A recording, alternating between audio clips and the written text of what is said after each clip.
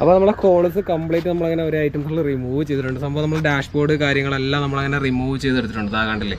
അപ്പോൾ നമ്മൾ top remove ചെയ്തു. അപ്പോൾ നമ്മളെ പാച്ച് വർക്കിൻ്റെ വർക്കിന് വേണ്ടി പോകാൻ വേണ്ടി പോവുകയാണ്. അപ്പോൾ ഇതിനകത്തുള്ളൊരു സംഭവം എന്ന് വെച്ചിട്ട് നമ്മളെ ഫ്രണ്ട് ബമ്പറുണ്ട്, ഫ്രണ്ടിലുള്ള സ്റ്റേയും കാര്യങ്ങളൊന്നും ഇതിനകത്തില്ല കേട്ടോ. സംഭവം തുരുമ്പെടുത്ത് ഫുള്ള് പോയി ഇതായി സംഭവമില്ലേ.